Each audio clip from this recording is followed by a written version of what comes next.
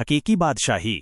ایک دفعہ کا ذکر ہے کہ حضرت ابراہیم آدم رحمت اللہ علیہ ایک دریا کے کنارے بیٹھ کر اپنی گدڑی سی رہے تھے۔ اتفاق سے ایک وزیر کا وہاں سے گزر ہوا۔ جب اس نے حضرت ابراہیم آدم کو اس حالت میں دیکھا تو بڑی حیرت سے کہنے لگا، کس قدر عظیم سلطنت کے مالک ہیں اور فقیری کو اختیار کر رکھا ہے۔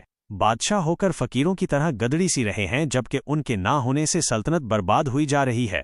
حضرت ابراہیم آدم رحمت اللہ علیہ نے کشف کے ذریعے اس کے دل کی بات جان لی اور اسے اپنے قریب بلایا۔ جب وہ وزیر آپ کے قریب آیا تو آپ نے اس سے فرمایا، تو نے اپنی سمجھ کے مطابق بات کی ہے۔ اس کے بعد آپ نے اپنی سوئی دریا میں پھینک دی اور پھر بلند آواز سے پکارا، میری سوئی مجھے دو۔ اچانک دریا کے اندر سے ہزاروں مچھلیاں اپنے منہ میں سونے کی سوئیاں دبائے ہوئے پانی سے باہر نکلیں۔ حضرت ابراہیم آدم رحمت اللہ علیہ نے پھر آواز دی، اے اللہ، مجھے صرف میری سوئی چاہیے۔ چنانچہ اسی وقت ایک دوسری مچھلی برآمد ہوئی جس کے منہ میں حضرت ابراہیم آدم رحمت اللہ علیہ کی سوئی تھی۔ آپ نے سوئی اس مچھلی سے لے لی۔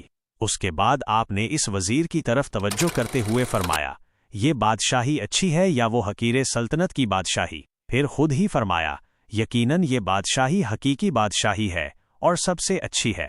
یہ سن کر اور دیکھ کر وزیر نے معذرت کی اور اپنی راہ پر چل دیا۔ اصل بادشاہی دولت اور طاقت میں نہیں، بلکہ اللہ پاک پر کامل توکل اور روحانی سکون میں ہے۔